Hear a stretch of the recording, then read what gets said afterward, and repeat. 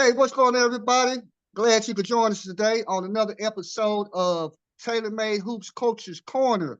Today, I have a very, very special guest on today, former head coach of Georgia Tech, former head coach at University of Memphis, the great legendary coach, Josh Pastner. How you doing today, Coach? I'm doing well. I appreciate the nice words on the introduction, and looking forward to talking some hoops with you today.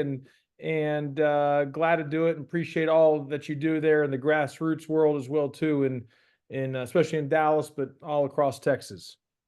Hey, Coach, I appreciate it, Coach. I'm glad that somebody's paying attention to me, Coach. I appreciate it, Coach. Well, Coach, let me go ahead and let everybody know today, Coach, some of the topics we'll be covering, Coach, is the present state of college basketball, the NIL, the transfer portal, excuse me, your pros and cons on that, Coach.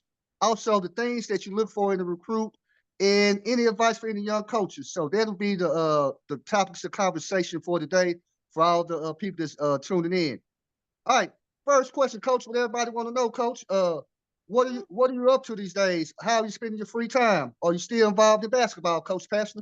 Yeah, I'm still involved with basketball. I do have a lot more free time than I had previously when I was a head coach. I'm doing television right now. I work for different networks, multiple networks that I work for, and and I love it. I love doing television. I love being part of the media. I'm kind of on the other side of it now. Do things with ESPN and NBC Sports and and Peacock for the Big Ten, CBS Sports Network, Turner Sports. I've done quite a bit. I do miss coaching. I hope to get back into it at some point. I really do. I'm excited for another opportunity to lead a program, and hope that opportunity happens maybe next spring. But in the short term, I've loved being part of the television group, and still staying around and staying connected to the game. Well, Coach, man, hey, I'm not gonna tell everybody, some of the conversation we had, but I know, Coach, that you had a couple opportunities, just wasn't a good fit or what have you, Coach. And that's something we'll talk about when we talk about the young coach advice for young coaches. Sometimes, every situation may not be the best situation. Sometimes as coaches, we're a little eager because that's who we are. It's an opportunity. Let me go ahead and jump on that. And sometimes, it may not be the best opportunity, Coach, but we'll move on to that a little bit later, Coach. Coach, let me ask this, Coach Pastner. What have you learned from your time off that you feel has helped you become a better coach that you can use at your next coaching opportunity, Coach? Yeah, well, I would tell you a couple things. I've learned quite a bit. Because when you're not coaching, when you're coaching, you're in you're literally in a forest, and you're thinking about and excuse me, some of the noise in the background. My little son's with me right here, so you just have to bear with me. That's the one of a great advantage of being at home, and a great, but is you get to spend a lot of times around your kids, even though everyone's ready for me to get out of the house now. But I would tell you that okay, I'll be there in a second. Sorry, Coach. No, you're fine, man. Hey, if he wants to come on, that's fine to say hi. That's fine. That's fine. And what I would tell you is right now part of the big thing. He doesn't want to come on. Part of the big thing is when you're coaching, you're into an opportunity, because you're in the forest, as I like to say. You're in the tree. You're in the foxhole. You're just, there's so much going on, and that you maybe don't have a chance to take a step back and self-reflect. Being out of the game for this last year and a half so has given me a great chance to self-reflect, kind of see what things that I look back and looking what I did right, what maybe things I need to do better at. And so there's some things I really value in that. And I can look back and probably give you a laundry list of some things I say, okay, this was good and this wasn't so good, and so I need to be better at this in these areas. And that's what's allowed me to be more prepared for my next time I get my head job, from the experiences that I had a chance to be part of, and now really self-reflect, really look, really watch, take notes, and be as ready to go on the next go around. Okay, coach. Okay, coach. I definitely understand that, coach. So you can kind of it's this time when you kind of be a lot of times as people we don't do this. You can kind of be hold yourself accountable a little bit more. Maybe like say some things did good, some things made like say can improve Well, on. it's like So it's like taking a sabbatical, okay. and I mean, it's it's like taking a sabbatical and learning, how you're in your profession, boom, boom, boom, boom. It's almost like taking a quick sabbatical to kind of regroup, refresh, hmm recharge, and hmm and get better at the same time. oh yeah, coach. No doubt, coach. Hey, once again, TaylorMade Hoops Coach's Corner. I'm here with Coach Josh Pastner. Hey, Coach Pastner, let me ask this, coach. A lot of people don't know this or what have you, know your background. Of course I do. But let me ask this, coach. Where did you grow up in your athletic and your educational journey? What did you play collegiately at, coach? Yeah, I grew up in Houston, Texas. Okay, Grew up in Houston, Texas. Went to Kingwood High School. okay, okay. And we were part of the Houston Hoops program. My dad had started the Houston Hoops program way back in the day, and it's still going Mm-hmm. strong to this day. But I used to coach the Houston Hoops in the grassroots deal, Mm-hmm. both boys and girls. I was coaching both Okay, boys and girls in grassroots hoops. But I went to the University of Arizona. I okay. played at the University of Arizona, which is in Tucson, Arizona. Head coach there at the time was Lute Olson with the silver hair, Yes, the yes. silver hair. And my freshman year was on 1997. We ended up winning the national championship. And I thought after we won the national championship, I thought, man, this is easy. We're gonna do this every single year. But the longer you're in the game, you realize how hard it is to do, and an accomplishment to do that. Um, and so I love my time there. And so, look, I kind of self-recruited myself to Arizona, and Okay. I was 42-0 as a player, meaning I only got in games when we were about 20 or up, so every time they had a Pastner game, that was a good game because that means we were winning by a large margin. And so it was good for everybody. But, I know you're probably going to ask me about what it was like playing for Lute Olson because, Yes, sir. and I would tell you this, I mean, look, the guy's a Hall of Famer. He's in the Oh Hall of yeah. Fame. He's an absolute legend. God rest his soul. Yes, Uh, sir. but R.I.P. Yes, sir. he took over the University of Arizona's program literally when it was at ground zero, and he's, you know, built that program to what it is today. Obviously, they've had other coaches since then, and have been very successful. They've continued with a great run, but it's all laid the foundation by Coach Lute Olson. His practices every single day were literally like a clinic. He Okay. learned a lot of his basketball from John Wooden. I mean, he and John Wooden were really close. In fact, the late Bill Walton, whose son Luke Walton actually worked for me when I was the head coach at Memphis for a short time period, and then played at Arizona.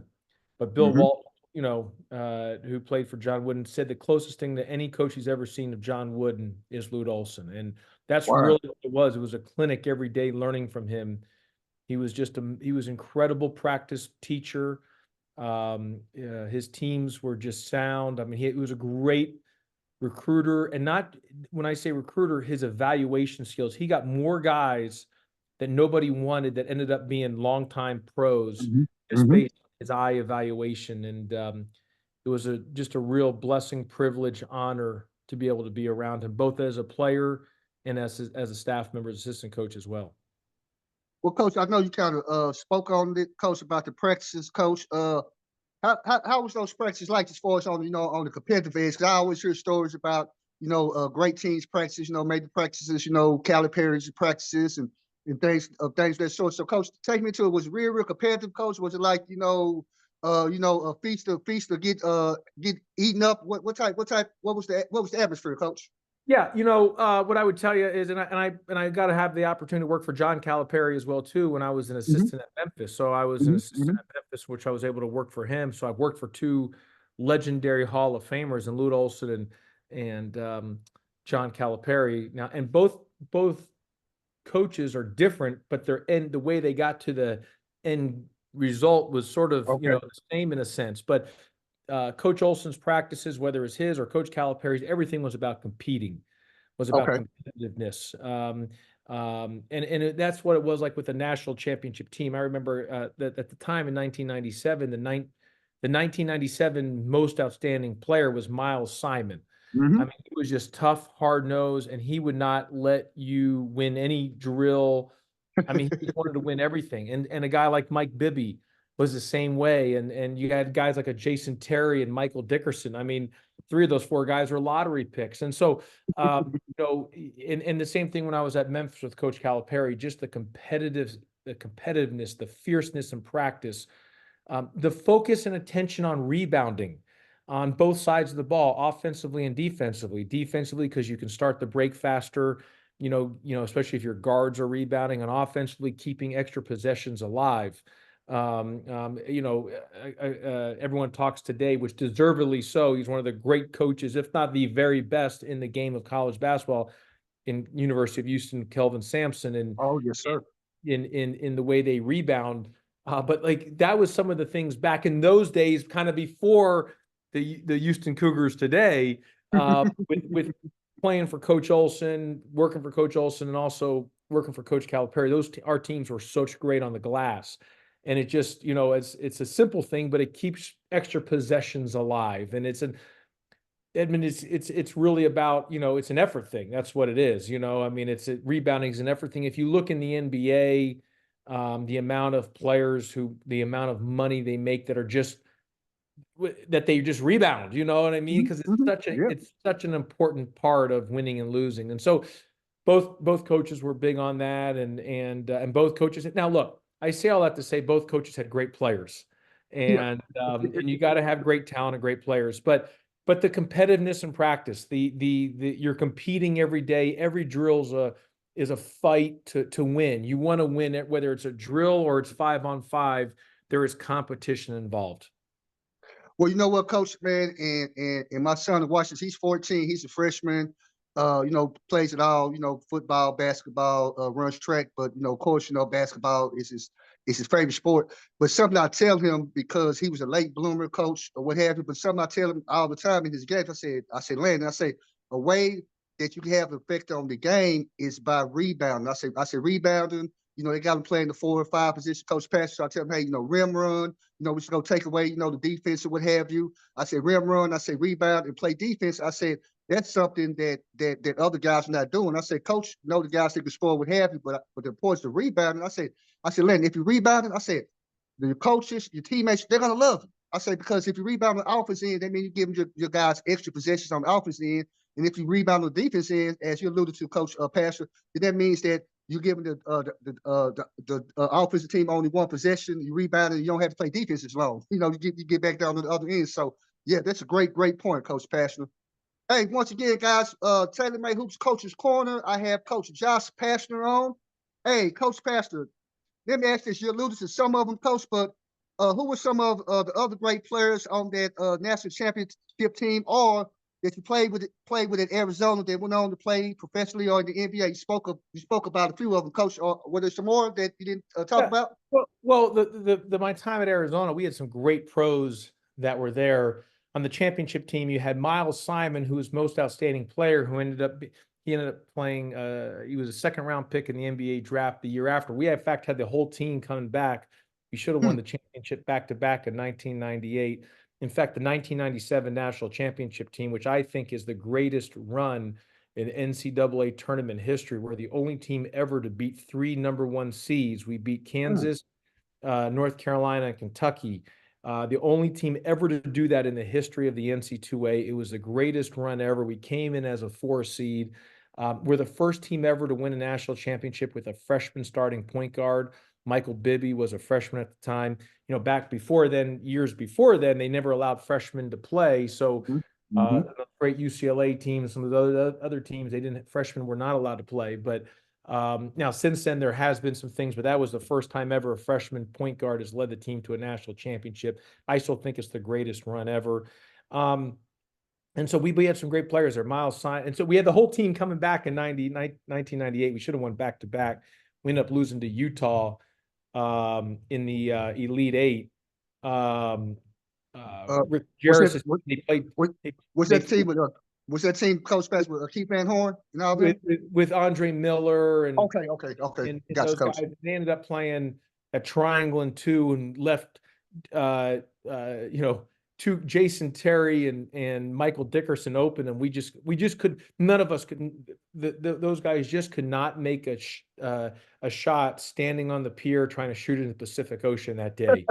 It was just a crazy ordeal, but I say all that to say, so we had Miles Simon, who was a second round pick, Michael Dickerson lottery, Jason Terry lottery, Michael Bibby lottery. He was actually the second pick in the draft in 1998. But throughout those times, even beyond that, and for Arizona, whether it's playing or coaching, it was around guys like Luke Walton and Gilbert Arenas and Richard Jefferson and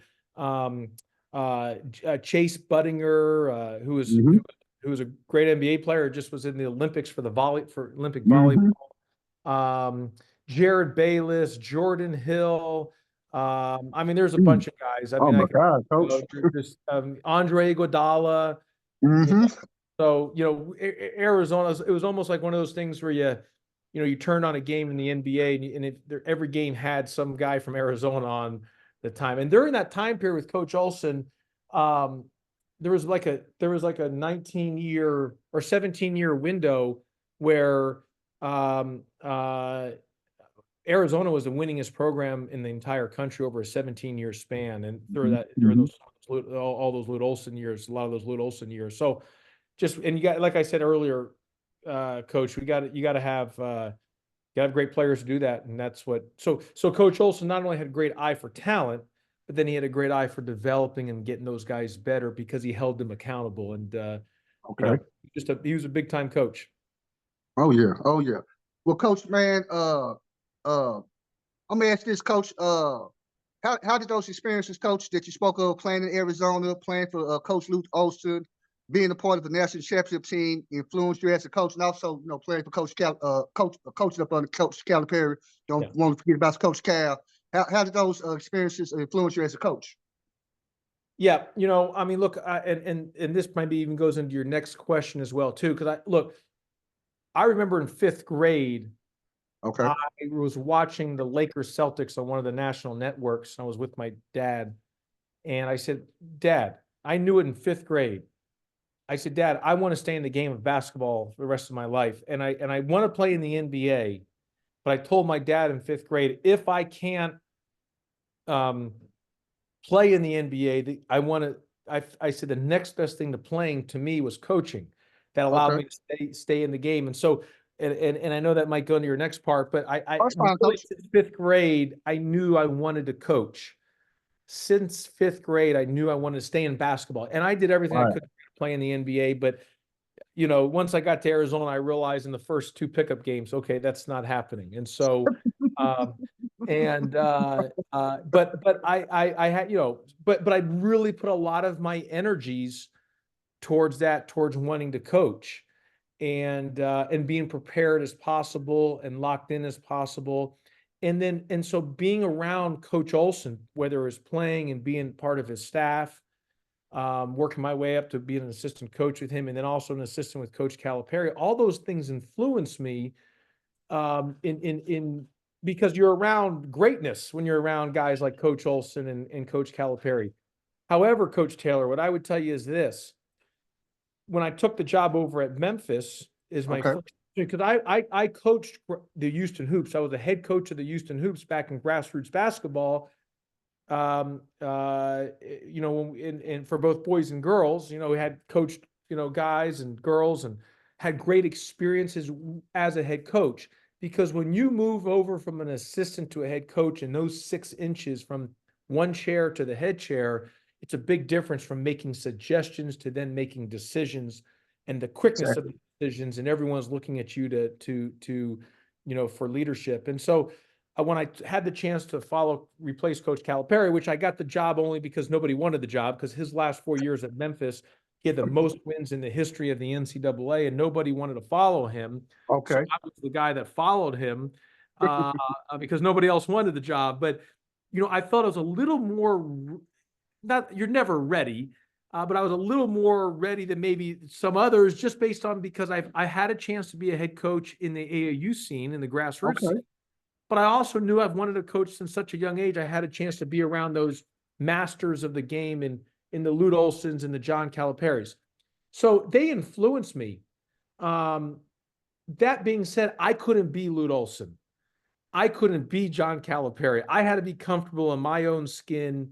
Okay. And yeah, I had to learn and take things that they did so well, certain things on how they conducted practices, drills, what they looked for. But in my personality and my makeup or in different things like that, I had to kind of do what I felt in my, what was comfortable in Josh Pastner's skin, just based on, Okay.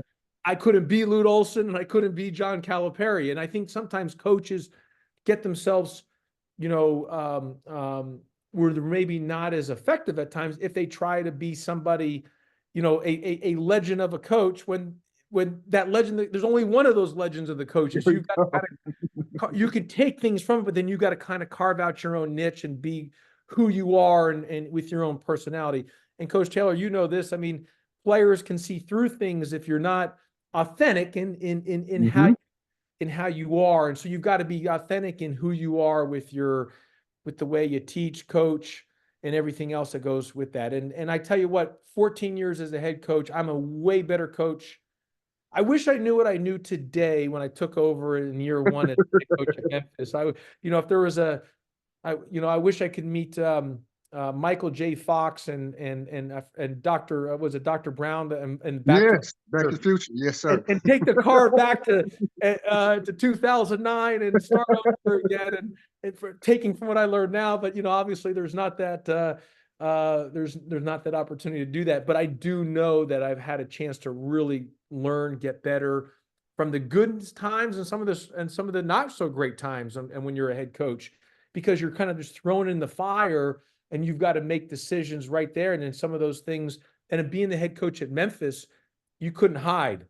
And you're Mm-mm. following John Calipari, there was no hiding. I mean, so everything was under a microscope.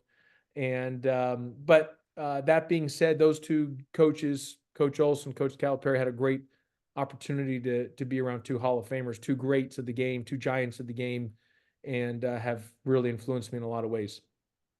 Oh yeah, Coach.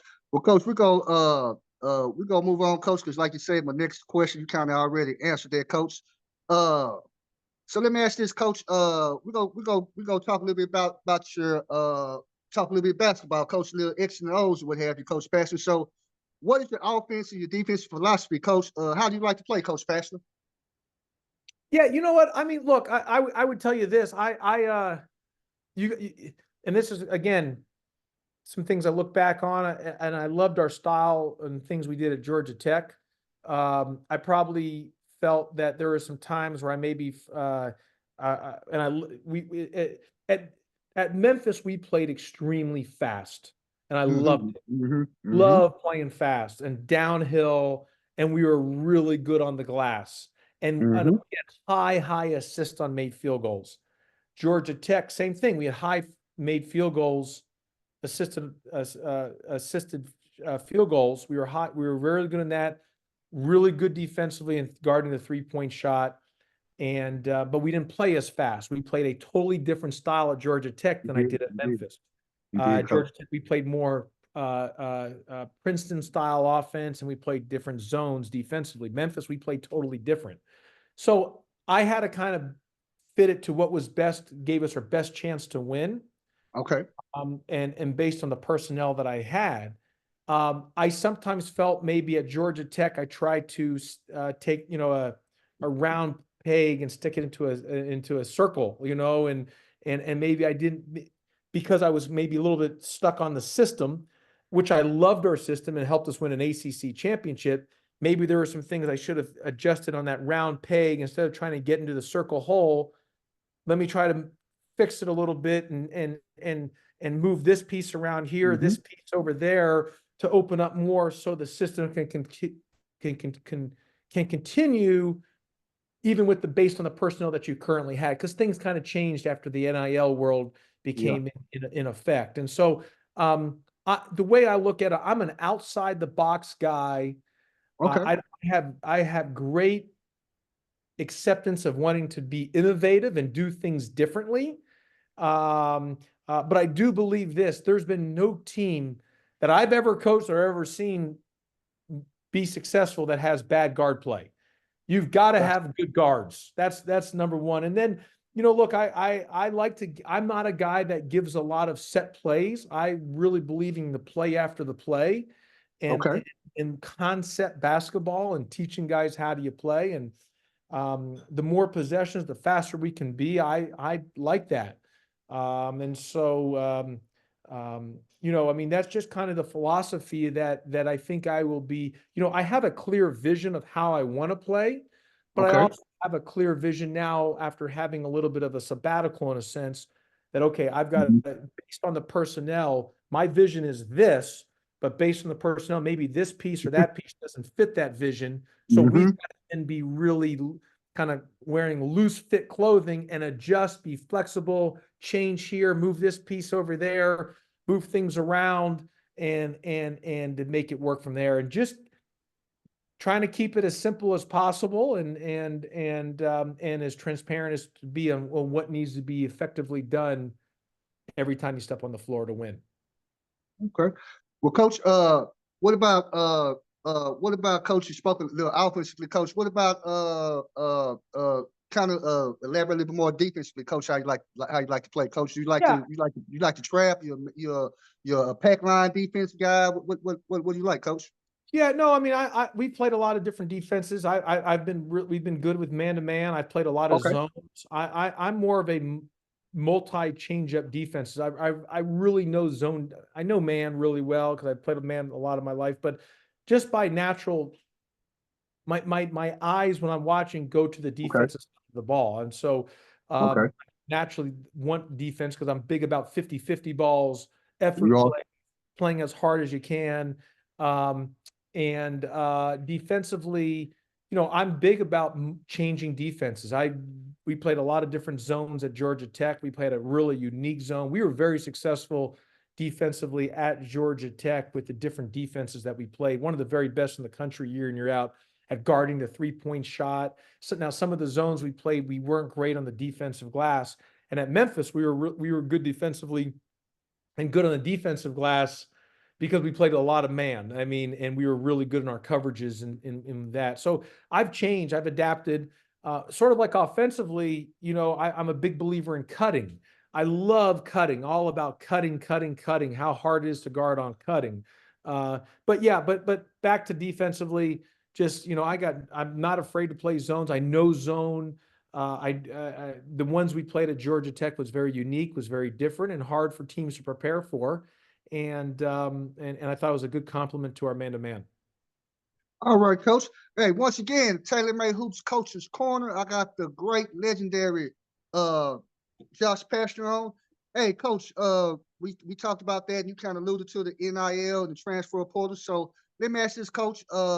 The present state of college basketball. Tell me what is your opinion on the first of all, we're gonna start with the NIL. What is your opinion on the NIL? Tell me what you feel are the pros and cons of your opinion of the NIL, Coach. Yeah, I want to kind of go on the NIL and the transfer portal together because I Okay, go think ahead, Coach. Go ahead. they mirror both. Okay. And I'll say my personal thoughts on it. So look, the present state of college basketball. What I would tell you is this: number one, the NIL is not it. The NIL was came into play, name, image, likeness for if somebody had a great game, scored 25 points against a rival, and they wanted to go get that night, and the people at the pizza place wanted to buy them a pizza. They allowed them to do that because they could just kind of put out a thing on Instagram or X or whatever it may be to kind of market their thing, or somebody had a great idea that was a walk on that had an idea that they could go and sell that because of a name, image, likeness, or a star player was the star quarterback or the star center or point guard was so good that they could do a commercial. That's really what the name, image, likeness was kind of meant to be, was for a Okay. marketing opportunity that if you earn the right for that marketing opportunity, it has moved into pay for play. I mean, that's what it is. It's pay for play. It's gone away Mhm. from what it's meant to be. Mhm. And Mhm. so I'm all for um, the student athletes having opportunity and making money, I'm all for that. It's just, I wish we'd get out of the NIL world, because the NIL world is not really true NIL. It's just, we're just paying players through recruiting. So there's got to be a better system that we're saying, okay, let's just cut out the nonsense of what this is called. And let's just say, okay, here's, because starting in 2025, the student athletes have an opportunity to get, I think, 22%, roughly around 22% of the share of the TV revenue. Now, a lot of that will go to the football players, and then it trickles down to basketball from there. So fine, great, revenue sharing. Okay. And then I wish they would almost have a little bit of a salary cap in the NIL to say, okay, here's what you have. Maybe not every school can do that, but this is what you can do, because and on top of the revenue sharing with the TV, because again, I think the NIL, the intention was good, but it has gone into just pay for play. So they've got to get it kind of circled back in, and with some structure of how this thing works. You know what I mean? And so you can talk about it in recruiting and say, hey, I can pay you this. Here's the contract, and you got to honor the contract. And if you try to leave the contract, there might be a buyout. You're the school, or you have to pay this money if you try to leave the contract. I mean, it's the only way it's going to kind of get itself normalized, if there's probably, more traditional contracts with that. And so the pros and cons of it, there's good, there's bad. It depends on how you look at it. I just think, and the NC2A can't win a lawsuit right now. They're getting every time they have a rule, someone sues them. They've lost so many lawsuits. It's unbelievable. So that's why the NCAA is asking for Congress to step in to help them give some parameters, so they can't get sued anymore. So it becomes a national law. And that way they take out the lawsuits. But I don't know if that's happening anytime soon, because Congress has their own other things they're thinking about. They're probably not worried about college hoops or college sports right now. So I say all that to say, it's very fluid, Coach Taylor. It's very fluid. You got to be willing to adapt, to change, to be flexible. It's real time. Things are changing constantly. And then it's the same thing with the transfer portal. The portal, hey, I'm not anti the portal at all. Like, if guys want to leave and move around, so be it. It makes it harder that you're having a program for, having guys stay in your program for 3, 4, 5 years. It's not like that anymore. It's really just one year by year by year, because guys, you can have a whole new team after every year. My main frustration on the whole ordeal is that what's been lost in all this is the educational part. And that 99.99999% of these players, student athletes, are never going to play in the NBA. It's just because it's one of the most difficult leagues to ever make. There's so few spots. And so yes, hey, players, get as much money as you can in the short term, but no one's talking about education anymore, and the value of the education, the value of the connections and networking that you get to have when you're in part of college. Nobody's mentioning, about, okay, if you go to 4 different schools and you want to go back for an alumni game or asking for some help, where do you go to? Which school? And so, and the other thing is is financially, most of these monies that you get in an NIL, are 1099s. And so if somebody says, hey, I'm going to give you $200,000, that's a lot of money. It's a lot of money. However, that's the player gets a 1099, and then all of a sudden he spends it, and if he or she doesn't invest it correctly or protect it, by the end of the year, the IRS doesn't care. They're coming, hey, you owe this, and they're like, what?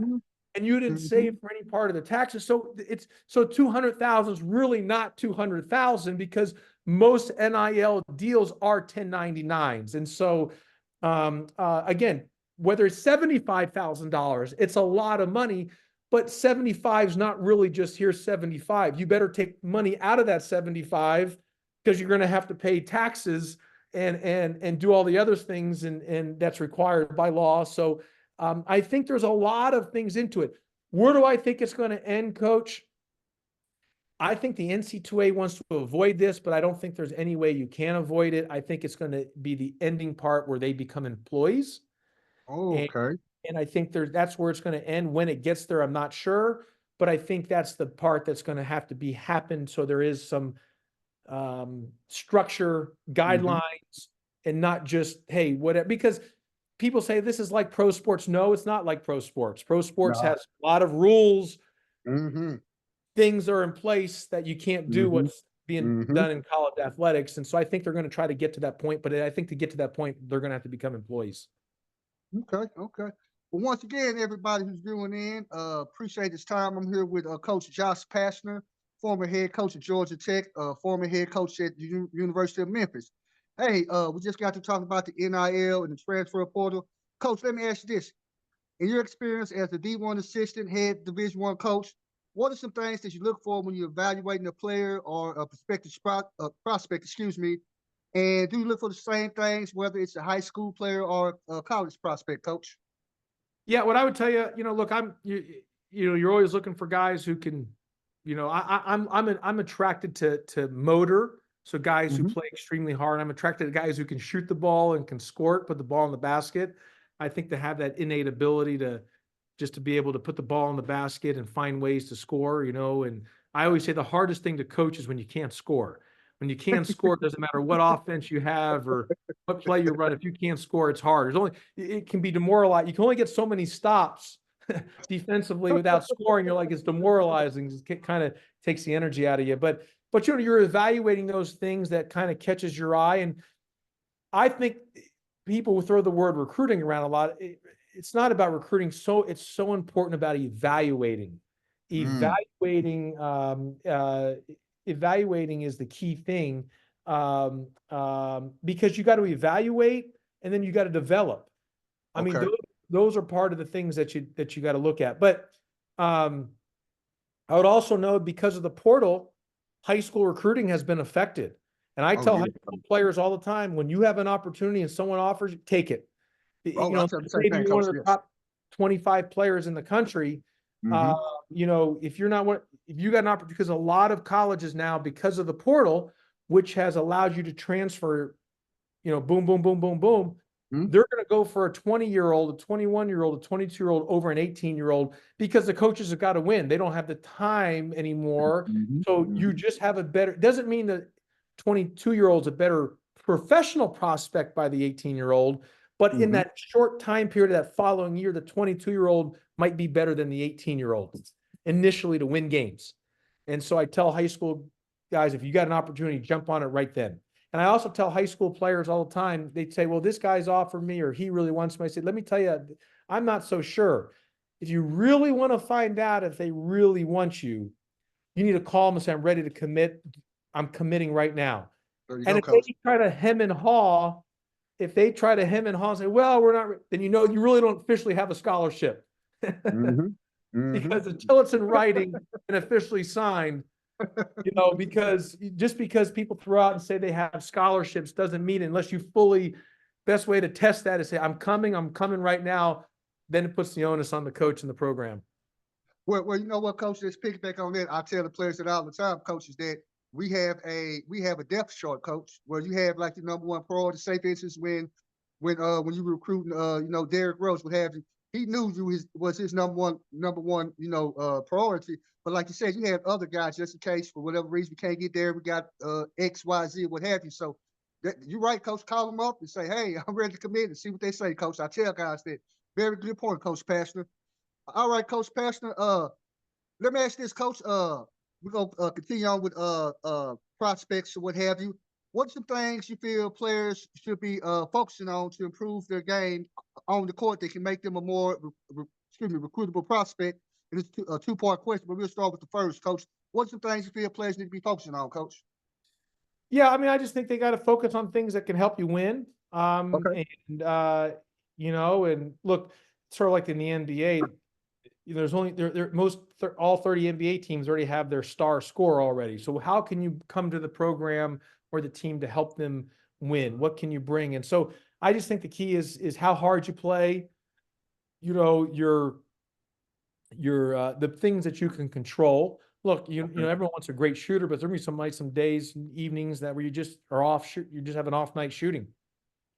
So, and I think sometimes players focus so much on the scoring aspect, and maybe not enough on how to play without the basketball, and learning how to play without the basketball. If you really took a high school game of 32 minutes, I mean, college is 40, NBA is 48, but a 32-minute game in high school or AAU game, I mean, a guy probably touches the ball a total of the 32 minutes, 45 seconds total, if you really think about it. Because, you know, you catch, you move it, catch, shoot, maybe a couple of, I mean, it's not like they have the ball in their hands for 10 minutes, maybe the point guard more because he or she's bringing the ball up a little more. But I mean, it's not that much. So learning how to play without the basketball, that is something that players need, that maybe focus too much on, is how to play just with the ball. How do you affect the game of winning without the basketball? That's a big thing. And you can improve that in many ways, but I don't think there's anything wrong when you're focusing on how to improve, is work on your shooting as much as you can, because there's always a place for a person that can put the ball in the basket.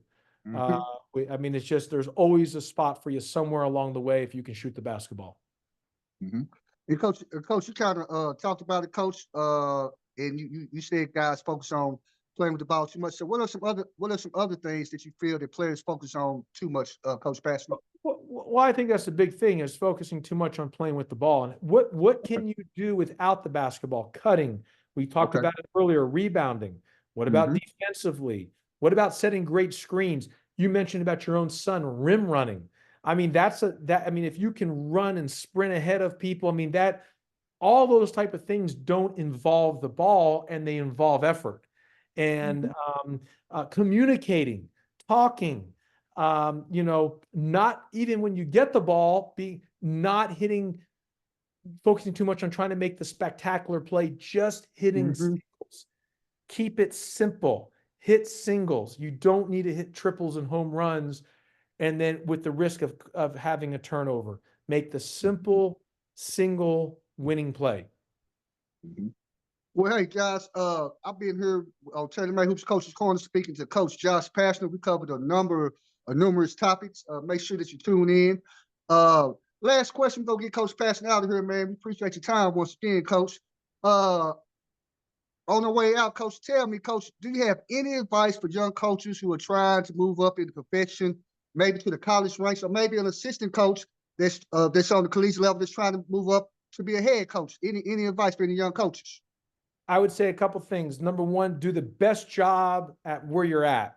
I mean, you know, be great at where you're at, where the people there, including your head coach and the other people you work with, can give you the greatest glowing recommendation to wherever it may be, because it is a small community in the hoops world. And when you do such a great job where you're at, usually doors will open for you, even whether it's at that current spot or other places to move up when you least expect it. If your intent is just, you're trying to, you know, you're always thinking, I got to get to this next one. You lose focus of just being great at the current spot where you're at, because the people you're with are your greatest opportunity to sell you. Besides selling yourself, is to sell you to others from the passion of their heart, from the passion of their soul, their gut, saying, this is a winner. This is a no-brainer. If you have an opportunity, I'm telling you. But you've got to have that mentality as a focus like that on where you're at, instead of maybe always trying to think, I got to get to this next spot. Things will happen and doors will open when you least expect it. And love the profession. It's an awesome profession. You know, I hear a lot of people complain about it. I think it's an awesome profession. I mean, what other profession can you be? I'm 47 years of age. You win a game, you go in the locker room and you get water poured on you. You're jumping on chairs, you're chest bumping, you know, everybody. If you did that in corporate America after a big sale, you'd be fired within 10 seconds and be reported to HR. There is nowhere else can you have a chance as a 47-year-old to act like an 18-year-old in the locker room after a big win and hugging everybody, water pouring on you, high five. The only way is in coaching and in athletics and in sports. And so it gives you a chance to stay young at heart. Oh yeah. And so enjoy it where you're at, continue to be a learner, get to as many camps or clinics or whatever you can do to continue to learn and be as innovative and developing it yourself as you can. And those are things that happen along the way. And then when you get your break or when that door or opportunity opens, you got to take full advantage of it.